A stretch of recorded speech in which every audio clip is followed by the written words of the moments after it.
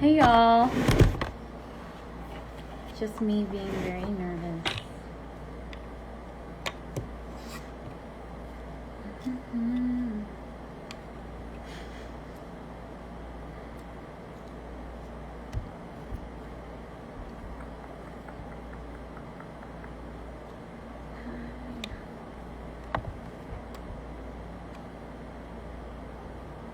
Aw, y'all are so sweet.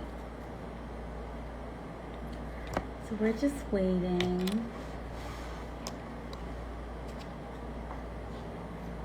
Aw, thank y'all. Y'all are so sweet.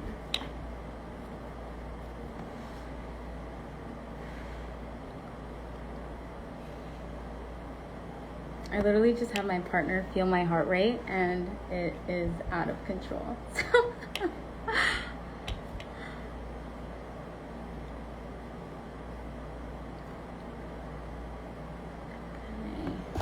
How do I? Oh, wait. Oh, it's already here.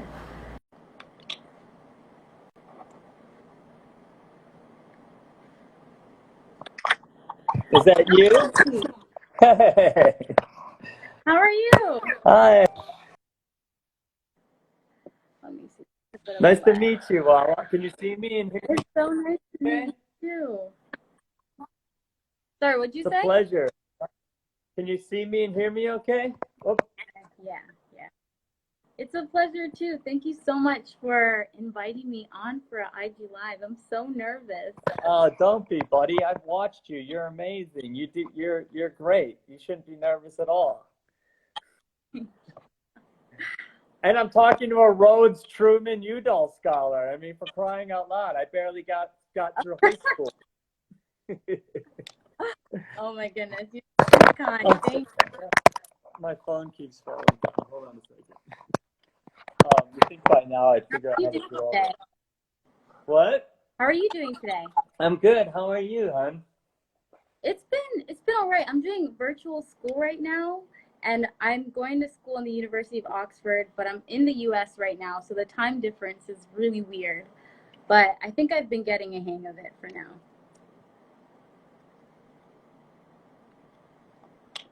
Oops.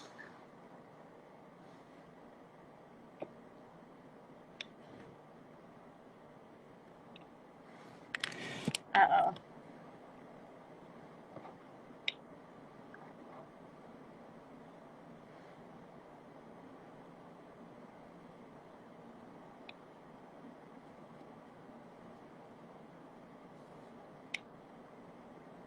Uh-oh. I can't hear you. What's going on? Okay, got it. No.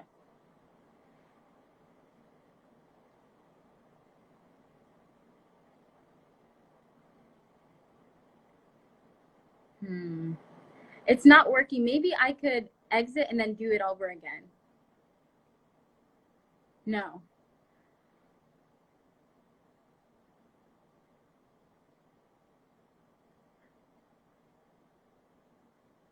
Okay, sounds good. Yeah, got it.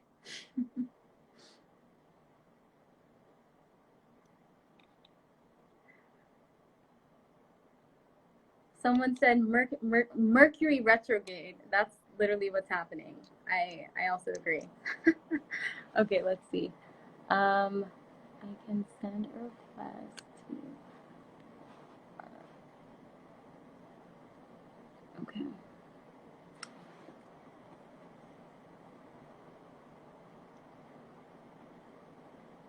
How's everyone? Oh, okay, How's that?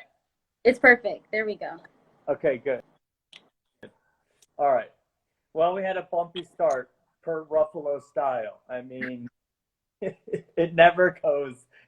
I have some sort of karmic relationship to Instagram that for whatever reason, no matter who I'm talking to, there's always some bump. You're so good. I literally forgot how to do an IG live for this, and I've done like 6. So we're both on the.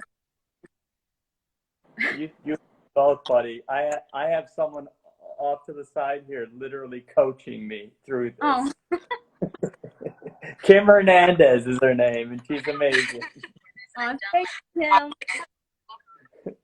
Hey, I'm so glad to talk to you, and I want to ask you so much. You're so interesting to me, and your work that you're doing is so it's so topical, it's so timely, it's so important, and and your voice is so so particular and so so authentic from your experience. So I want to, first I know I want to just to get everything out of the way to start with. I want to ask about reclaiming our time, the reclaiming our time campaign, and then I feel like that's a good jumping off place, and we can move into all different kinds of areas after that. So Yeah, what is thank you. it? What are you doing? What are you up to? What is this thing? Yes, so Reclaiming Our Time is a campaign that's led me here at IG live with you.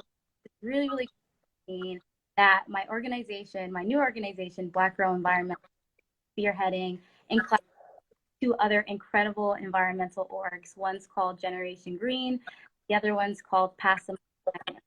So we thought that it'd be really important throughout the month of Black History Month to really celebrate Black in life. I think there's like this tendency to celebrate the unique contributions that people have contributed to the U.S. in past tense, Yeah. and Yep. tendency to celebrate the contributions of folks that have passed on and never got to experience their work being highlighted.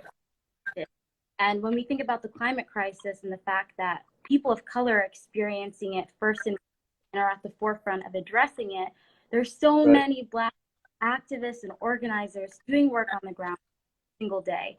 Yet our work is rarely centered, highlighted. People don't know what's going on. So we thought that we'd do a campaign that really went against that narrative, really centered our voices in the environmental space, and really allowed us to reclaim our time. So we've been partnering with incredible people like you, platforms Sierra Club, Greenpeace, Nature Conservancy, For Ocean, folks like Anne Hathaway, Patrice Jones, and utilizing these platforms to tell our stories and let people know about the work that we're doing and our really unique expertise in regards to how we think about the climate crisis and the solutions that we have.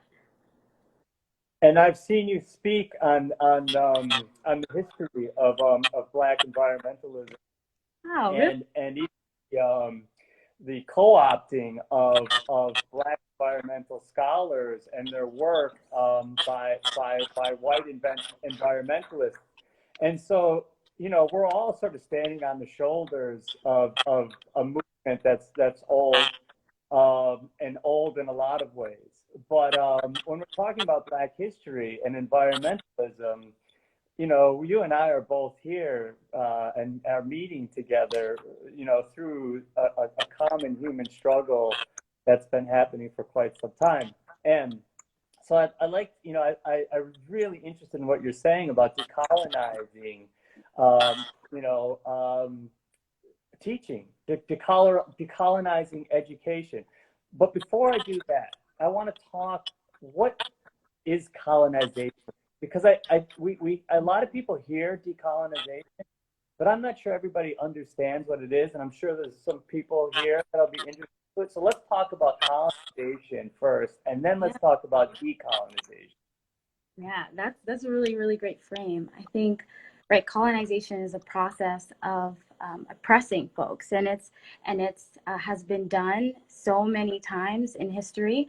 I think of my own experience as a Kenyan American and the fact that my grandparents grew up as Kenya being colonized by the British. So colonization as a mechanism by countries, particularly countries in the global, has been seen as folks going in and taking over resources and really claiming things as their own and really standing in the way of indigenous populations and really perpetuating power imbalances. And what's interesting about colonization is that a lot of people think of it as an issue of the past. For instance, Kenya is not colonized by the British anymore. However, the ramifications of those power imbalances still exist. They exist in the conservation space and they exist elsewhere. And really, any other colonized country has a similar experience in which the countries that colonize them still have this really, really interesting power imbalance that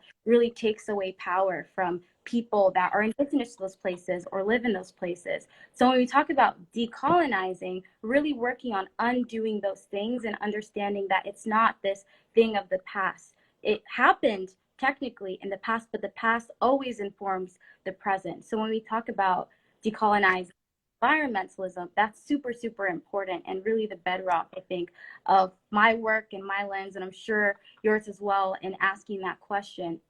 You know, I definitely have come at this work from my lived experiences, but also as a student.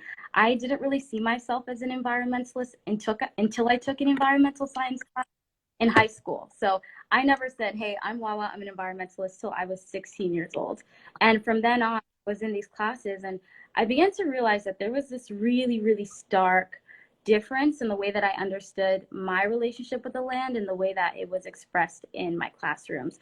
When I read in my textbooks, the only time that I found Black narratives was really in subjugation to the land in regards to chattel slavery. And obviously, that is a chapter of the Black experience in the United States and often a similar chapter throughout the diaspora, but that's not the full story. And I knew it wasn't the full story. My family comes from a long line of farmers. My siblings and I are the first in our bloodlines to like not up on a farm. And my parents grew up, you know, tending the land. I grew up working with my mom in our garden, our little garden in the backyard. I just knew that our experiences weren't the investigation. So colonizing is really telling the full truth, the full story. The fact that the Black experience in the outdoors, in nature, is subjugation. It's actually vast. It goes out to the United States. And it's so important to that education system because you can't just showcase history at a desk where children are only reading instances of themselves being represented in oppressive circumstances when we're so much. And it's just not Black people. It's really Indigenous folks, it's Latinx folks, Asian folks, it's even white folks as well. Like we really reconsider the way that our relationship with the environment has been. I think that helps the way that we create solutions. And Yeah, this, that I mean, that's amazing, and that's I think what's so kind of exciting what you're doing, and exciting about this moment. Now, I came from environmentalism as a boy, and seeing Lake Michigan, the fish in Lake Michigan with growths on their bodies and tumors and lesions and filth and medical waste on the shoreline, and just as a human being, as a young person who's attuned still and sensitive, that moved me, to ask these questions like, how is this happening? How can we let this happen? And all of this is caused by humans. And I did see how we could change it. But when you were in your classroom, when you looked around, did you see many people that looked like you there? no, to this day, now I'm a master's student at the University of Oxford, and I have the most amount of folks of color, which is like, I think like five of us.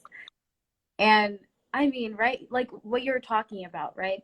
I think all of us have stories in which we understood the environment as something that we care about. And I think it's actually an innate part of who we are. We just have stories where we had like this recognition, right? This aha moment of, whoa, the environment is this important thing that we need to protect, care about.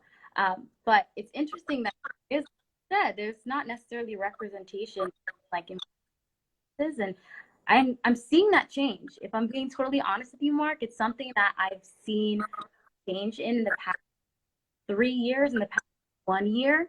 There's still a lot of done, but it's really exciting to see that people are getting into environmentalism, sectional environmentalists. I know they're in here, and environmental justice. So it's changing.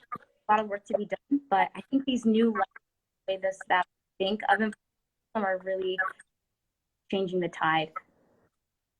I think so.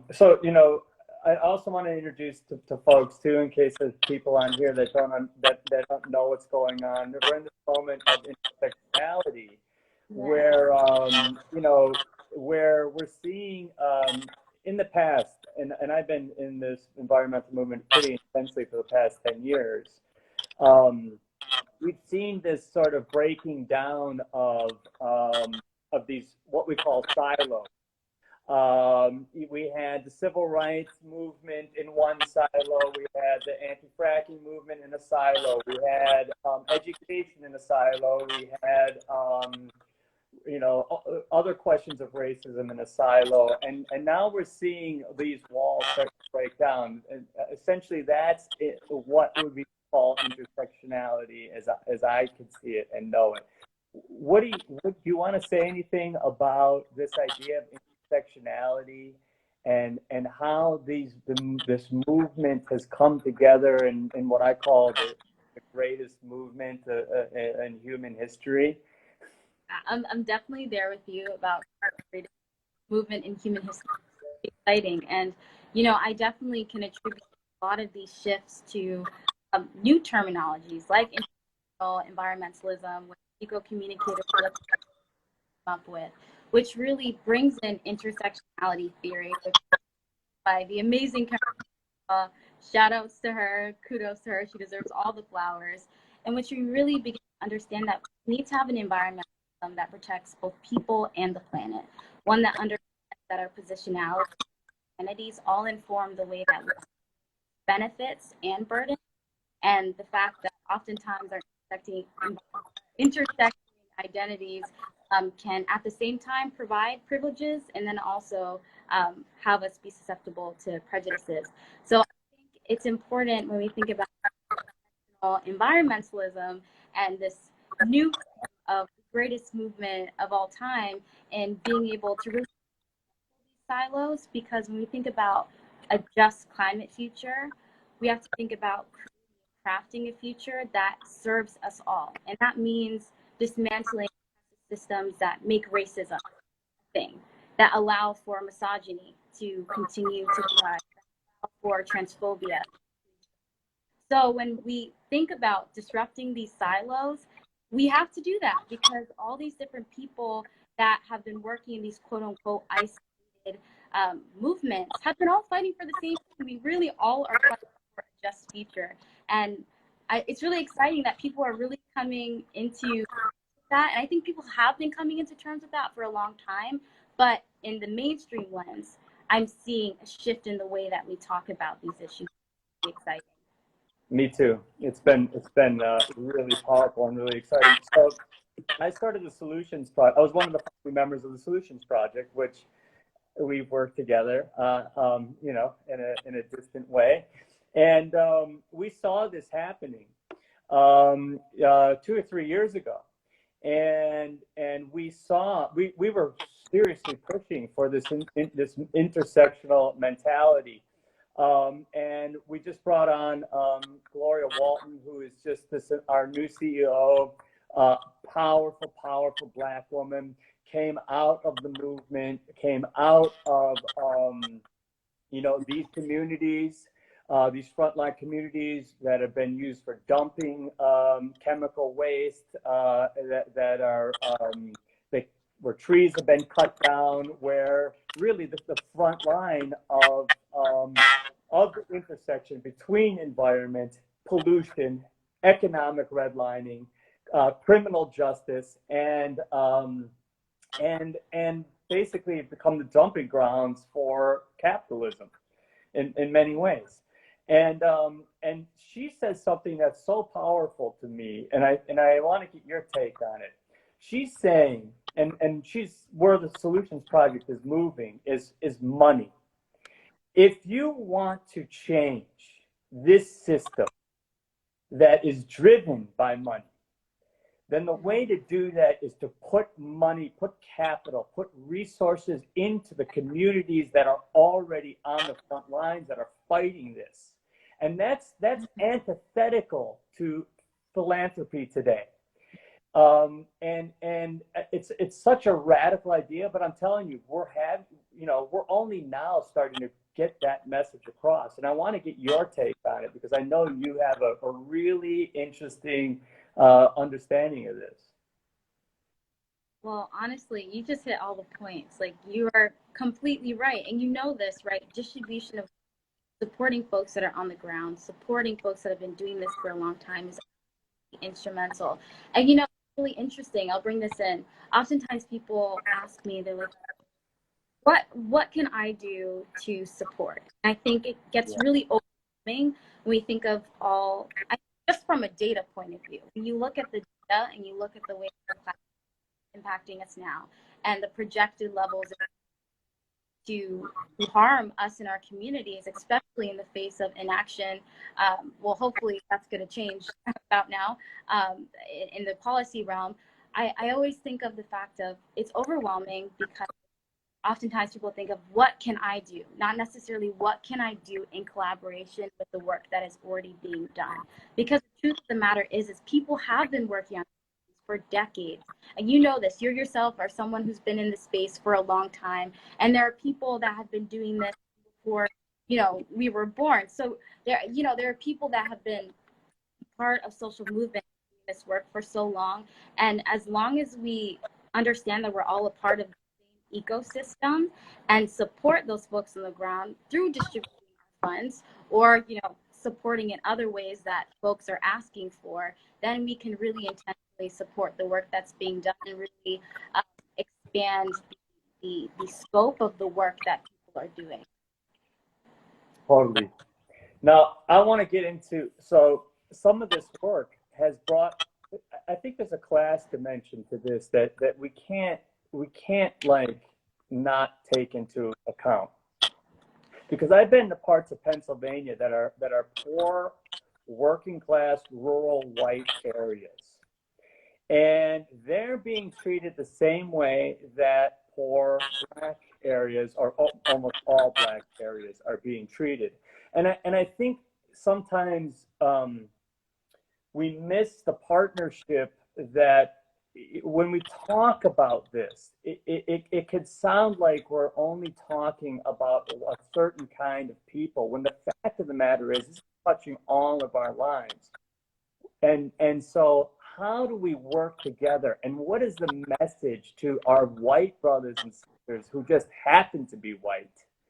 What is the message that we want to say? Because, you know, we are centering on justice, and yes, people of color are definitely, you know, more likely to be on the front line of these problems, but there's also a lot of white people who are also there. So how do we talk about that in an inclusive way that is actually reflects the reality that you and I both know exists? Yes. And you know, it's interesting because I think it all goes back when we think about the definition of environmental justice. It's full and meaningful of all people, regardless of class, gender, and the ways that are affect all people in environmental decision making and the creation of problems.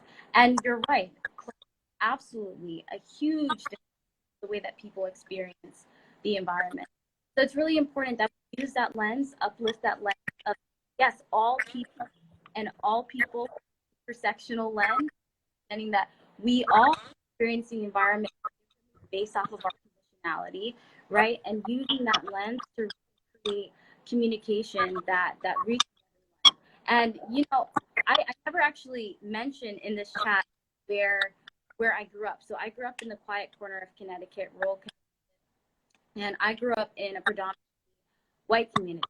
I first in Putnam, Connecticut, which is listed as one of the distressed communities in Connecticut experience injustice. In fact, there's a scheduled pipeline building in a town right next to where I grew up, which is predominantly white as well. And in those instances, I often hear people feel as they are left out of the climate conversation, are left out of what a just transition looks like. What I say to those people is a just transition requires the creation and utilization of language for a future that is livable for all of us. That's you could right. be white, you could be Black, you can be Indigenous, but it is a just future that's livable for all of us. We don't have the time to leave people behind. And by taking care of the people on the front lines, by lifting up their stories, their experiences, their adaptations that they're already making in the midst of these issues to make their lives work in the midst of climate change, in the midst of environmental degradation. We are actually lifting all people by lifting the people who have been the least accounted for, the least taken care of, and the most dispossessed of all of us. And that does, by nature, happen to be by, Black, Indigenous, people of color, poor white people, and and and uh, and that's what we're really talking about when we talk about justice. That is essentially justice is for all, and I think it gets perverted right now by the other side, but somehow you're going to lose something by giving some justice to somebody else. What do you? Like productive. Yeah, talk about that. I saw you. You have something to say. Yeah, I think, and I think about this often, and the immediate thing, right, be frustrated is well, why can't we all have a livable future? However, I understand, right, when people immediately want to protect their loved ones and feel as though that attention that's not for them might mean that less resources, less support is going to be wrapped them and their community. What I'd say to that is there's room for all of us plus some, because in order to make sure that we're all supported, in order to make sure that your own home, the people that you love, are supported sustainably, that means everyone has to be. So supporting other should be, that frame should be, because that inadvertently impacts yourself, your communities, love. And honestly, right, justice is about all of us. So not doing so doesn't abide by that framework. Not at all. And it's really, for me, it's always been about justice. That's what moves me, and I don't know what it is. But when I see people that have been either marginalized or dispossessed or oppressed find their voice and find justice, it makes me feel better as a human being. It makes me feel more at home in the world that I'm living in, and it makes me trust that the systems that we have in place are actually for us all, and not just for the privileged few. Um, and that's like I feel like I think that's in the voice, that's in the throats and the minds and the hearts of the people right now. I feel like what we're really talking about, this movement, is just about justice and equality and fairness. And what could be better than that? You know? I have a quick question for you, if that's. I just like thought of it while you're speaking. Um, is that all right? I, yes. Okay. So I'm sure you've gotten this question a lot. So whenever I do a speaking engagement, the last question, wow, where do you get your hope from? And I always stumble on this because I almost think that it should be framed of where do you get your courage from? And so I'd like to pose that question to you. Where do you get your courage to speak up, to use your platforms to talk about things that may be seen as radical, or things that you may not necessarily have a place to speak about, but you really disrupt that idea.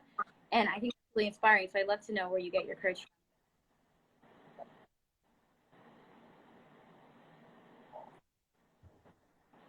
I guess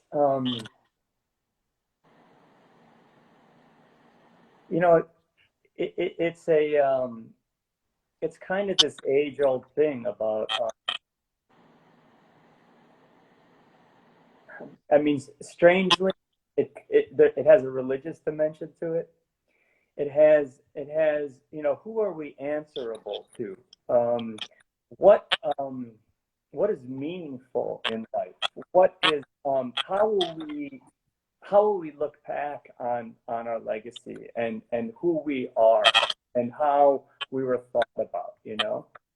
Um, and did we do good in this life? Like, did we live up to our own principles? There was a moment, like early on for me in the fracking fight, where I was invited to Dimmick, Pennsylvania. It was about 45 minutes from where I lived, and I walked into a room full of maybe 20 people who were living in the midst of this mass industrialization of their community that was leaving their water poisoned. And half of them had illnesses. They were sitting there with folders with all of the letters they'd sent to the Department of Environmental Protection, to the EPA, to the local district attorney, to the state district attorney, to the representatives. All of those were unheard. They were all ill. They were terrified. And I walked in and they looked at me and they said, "Will you help us?" And the need in that room was terrifying to me. I was also just starting to come up as an actor, and I didn't want to make waves. I didn't want to hurt my chances by going up against an industry that could maybe destroy me. You know?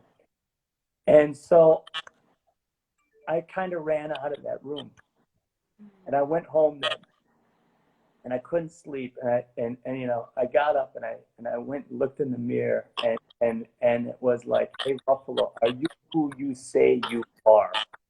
Do you really care about people? Do you really care about your community?" And I couldn't. I went back and I called up and I said, "Hey, what can I do?" And 2 weeks later, I was on Rachel Maddow's show breaking this story about hydrofracking and what it did in people's lives. And that gave me a lot, you know. And I guess at the end of the day, the courage comes from what have all the greats ever done, but acted on behalf of their fellow man, putting themselves in harm's way because of it. And I'm not even close to that. You know, I'm not even close to what Martin Luther King Jr. was doing. I'm not even close to what Bobby Lewis was doing. I'm not even close to what Christ was trying to do. I'm not even close to what, you know, the great martyrs were trying to do, which was this very thing. And the beauty of the moment that we're living in now, that you and I are talking like this to each other directly, not through some monolithic centralized system, is that we can distribute that responsibility so that you don't have to be a martyr and I don't have to be a martyr, but that we share the weight of all of the movement together, and all of the people that we're talking to collectively and individually are also picking up that mantle. Wow. Right? I'm processing, and one, thank you for answering a question that I just randomly asked you, but there's so much that you said, so much that we all can and thank you for being so candid and authentic in your answer. I really appreciate it. Oh, buddy, you're right there. Now, I want to hear from you. What gives You you know, that? while you were answering, the first thing I thought of is, oh no, he's probably gonna turn it around on me. Where do I get my courage from? I I should have also said this before, that saying where you get your courage from is harder than saying where you get your hope from, and maybe you can also Yeah. agree on that. Where I get my courage from, I almost don't see it as courage. I see it as an necessity. Yeah. I hadn't said this earlier, but I grew up obviously caring about the environment. I think of like the principles of what environmental work is, of caring about clean environment, access to clean air, healthy, culturally conscious food, access to green space if you so choose to use it. All of those things were things that I cared about, but I never made the connection those things valid environmental experiences or want. So I started doing environmental because when I did have my moment, when I was in high school and I took and I began to get knowledge of environmental justice and what it could use environmental work as a way to disrupt systems of oppression and really support the most vulnerable. I was really frustrated because I had never heard of these concepts before in my life. I had never heard of environmental justice. For me, environmentalism, honestly, was this top thing that only people care. And I kind of just, put it in the back saddle of like that I cared about, but didn't have time to focus on. And so I feel as though I get or my inertia to do work by really changing that narrative. I think there's so much untapped possibilities, get more people involved in this fight for a just climate future, just by letting them know that the experiences that they have, problems that they have, are valid in the environmental space. And the ways that we want to live and we want a just future are in line with the climate future. And what worries me a lot of the time, which goes back to ask about my classrooms, what worries me is sometimes I wonder if the environment has a capacity to be able to just climate future if all of us are involved at the decision, people creating the solution. And so for me, necessity, because I want to do whatever I can in my lifetime to make sure that we're at the table and that all people are really represented. We don't have to basically experience any type of subjugation as we move towards the future. 100%, man. And that's why yes, that's beautiful. And it's very moving. And I think you're absolutely right. And that's really, I think, what's at the essence of this work, because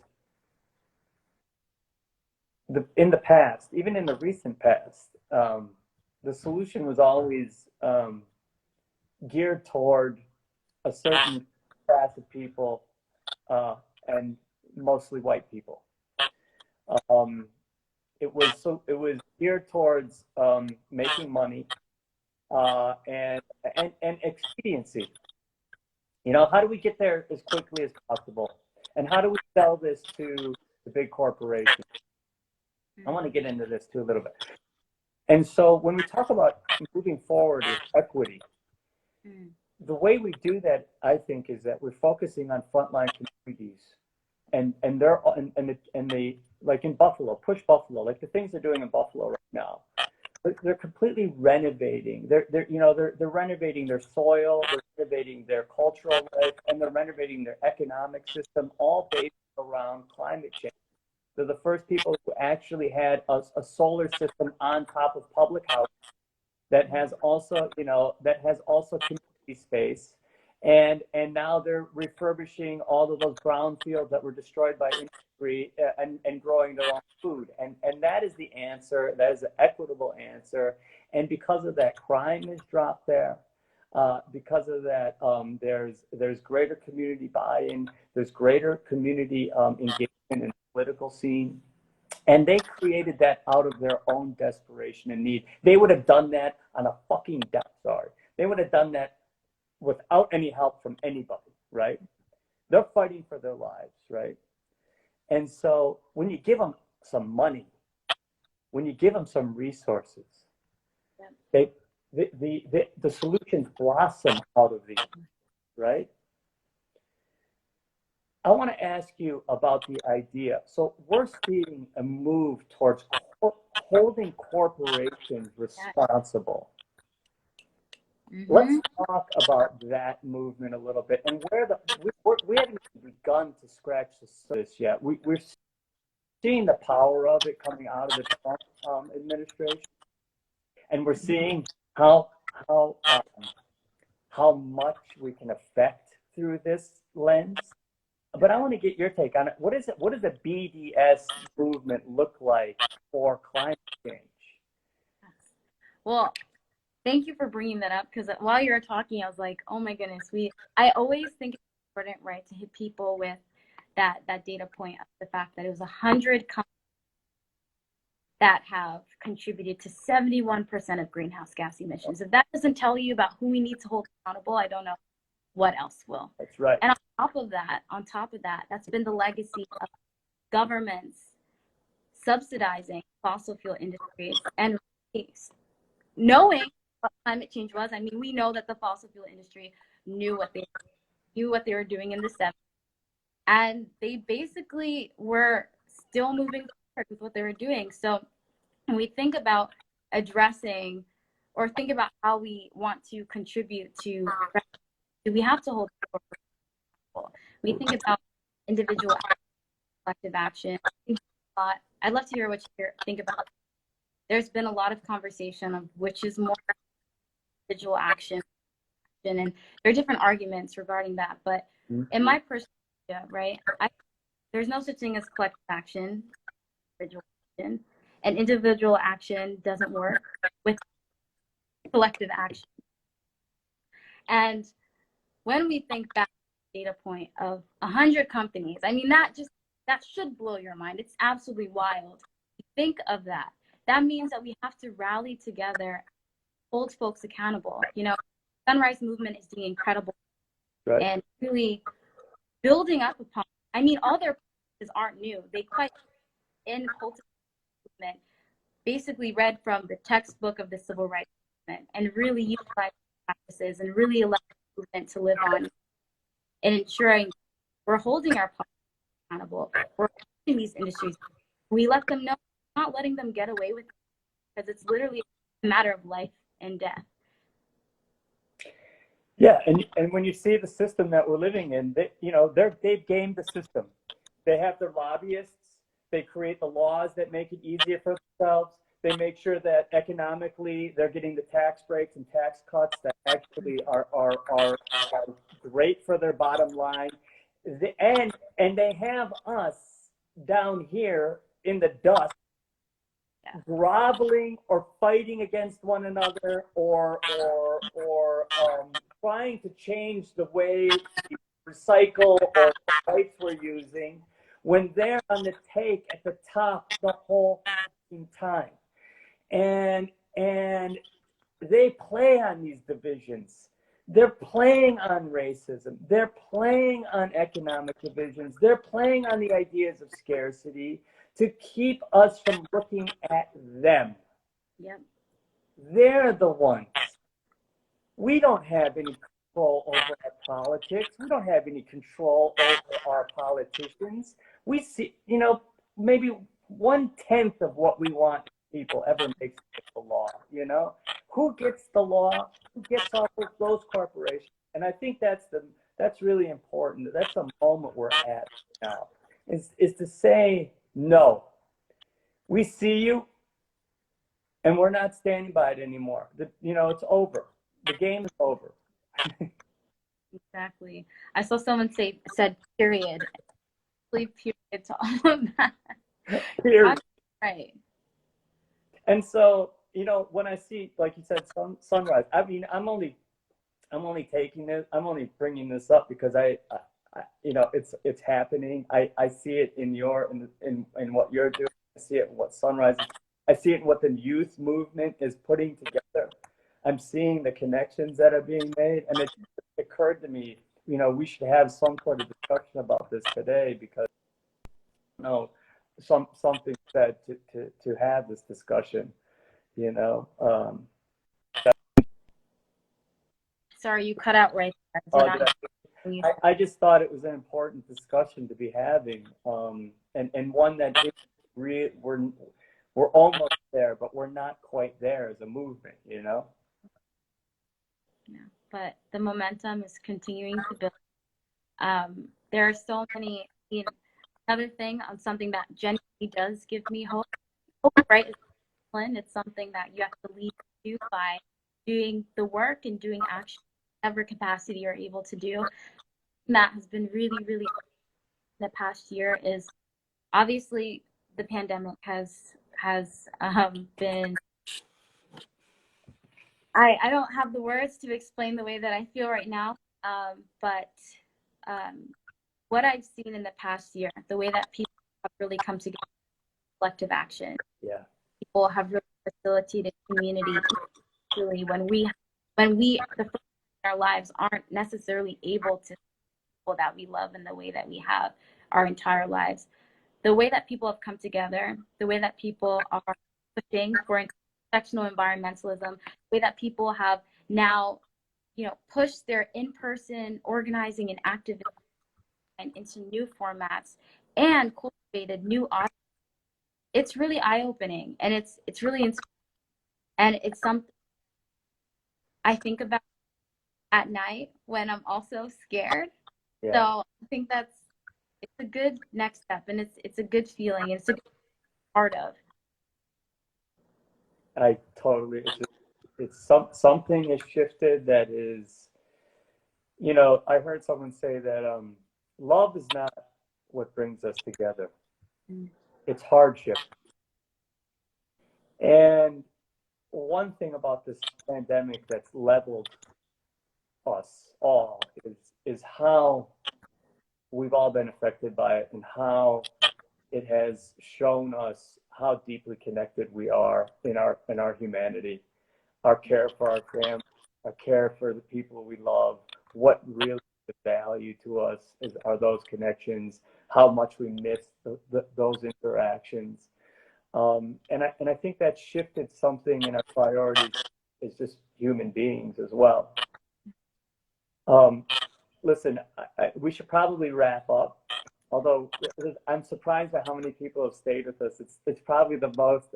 And hi everybody. Let's say hello to them. Hey everybody. I Thank you. can see all my friends now that I look down. They're so supportive. Awesome. Um, I want to talk about Black, your organization, Black Girl Environmentalists. I mean, let's leave on that. Like, what are you doing? What how do we join? Like who is it for? You know, let's jam on that a little bit. I just saw some of our members go, "Hi, Mark." So, Black Environmentalist, I would say, is a community and a project of love. I often think of environmental work as being the ultimate form of self-love, of having the audacity to fight for something that the people we love, but also ourselves. It's okay to say that. It's taken me a long time to be able to say that. Yeah. Um, Black Girl Environmentalist essentially is a supportive community for and by Black girls, Black women, and Black non-binary environmentalists. So many of us have been kind of traversing within the climate space, not really seeing similar life experiences, and oftentimes feeling really, really alone. Yeah. And sometimes it can be isolating. And so we decided to create a community that to get each other from not just the US, but around the world, and builds community. Because community really is everything. And it really promotes and thrives on radical love. And it's a great, great additive to my life. And I think everyone involved. And right now, obviously, we're doing our first big official launch in January. So we're super new, but I've been doing stuff for a couple months now. And we do everything from creating jobs to make sure that folks in our community are aware of opportunities, get internships, fellowships, jobs, especially for those of us that are experiencing the uncertainty. I'm a recent graduate. Class of 2020 is going through it, as is everyone else. But I will say, I'll do a shout out to class of 2020. We're really going through it and really trying to support folks at that end, while also facilitating by doing Zoom happy hours, getting to know people, and also doing things like clubs and having candid conversations like where we can have really nuanced conversations about the work that we do, futures that we want. And I also think I'm blanking on the person where I learned or I got this idea from, but about this a lot about the importance of practice revolution lives, because the way that they interact with their loved ones in community basis, the things that we do and really should be the framework of how we think about building a future. So Black Girl Environmentalist is a community really, really principle of revolution, really creating a space that looks like the. It's amazing. It's so needed, and it's I however I can support you as an old white guy, I'm there for you. We How are always how we're can always I support looking you as an old for white guy? compasses. What? What'd you say? How can I support you as an old white guy?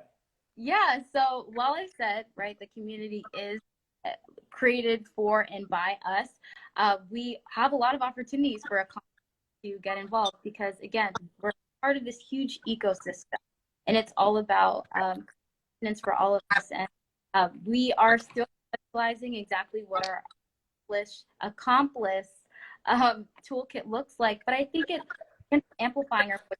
One of the big reasons why we're reclaiming our time. I have a lot of people, particularly Black folks, that ask me this all the time about Black Girl Environmental is super cool. How do I support? And I'm like, how about you get to know more about, Black organizers and Black activists work on the ground. And with a like this, right, even for folks that aren't necessarily watching the lives or IG stories that are done in real time, you get to go on and see the list of people organized that follow their work. And then by following their work, those people can directly, like you said, tell you the ways that they need to be supported, the ways to amplify the existing work. They amplify the voices of Black activists and organizers. I know you're doing that. I'm talking to the audiences. I'm like, here. Also, distribute folks, donate to the things that are happening on the ground, and listen. I think a lot of this takes a lot of active listening and understanding that there's so much that we don't know, and we all are learning is and practice that even most intelligent person in the world has to continue. And I think intelligence is continuing to learn help in that. So I would say just, follow us, and, you're already supporting us and doing something like that. So I'm really, really thankful for the opportunity to talk to you. Have such a great conversation. When I tell you my heart rate was literally, I, I don't even want, I'm going to embarrass myself, but I feel like totally at ease. You're so kind and welcoming. So I really, really appreciate the platform. Thank you. Oh, it's been an honor. I'm so glad you joined, and I'm so glad. It's such a good idea what you're doing. So look out, everybody, for reclaiming our time camp. This is, we're speaking. A lot of folks will be doing this, and you'll be hearing from people that you'll be hearing from, but maybe you wouldn't normally hear from, like Wawa. And yeah, I'm so honored. You're so bright, and you have such a good heart, and the work you're doing is so important. And so, yeah, when I heard that you were, when I was asked to do this, I jumped at it. And you're going to be taking over my Instagram too. Yes, tomorrow. Yes, so that's cool. Check that out, everybody. I can't wait to see what's going on. And yeah, and any other actors, celebrities, influencers, come aboard. Yes. The water's warm. This is a great way to support people who, like I said, who we need to hear from, but maybe we don't hear from enough. So it's been such an honor. I'm so glad we got to do this. You're so bright, and I look forward to everything that you're doing in the future. And your leadership, I'm there. I'm following. Oh, I appreciate it. And thank you so much for all the work that you're doing with the project. Also, just being such a badass and, putting yourself out there, talking about these issues, supporting people on the ground. You're an incredible example of what it means to be a leader. And I feel really honored to have been in community with you. So thank you for the convo. Love that. And by the way, we're close to stopping Dapple, where we have a chance, and for our native brothers and sisters. So you know, we have the youth ran yesterday. They did 93 miles, which is how they basically started the whole the whole Standing Rock movement. So, folks, anything you can do to help Standing Rock and stopping the Dakota Access Pipeline would be a really good thing for moving this this movement forward. This mother of all movements, the greatest movement in the history of mankind. That's a perfect way to end. All right. Love you, buddy. Nice talking to you. Look forward to working together. And thank you for your time. Okay, have a good one. You too. Bye. Bye, everybody. Thank you. That was Bye. awesome. Thank you. Bye.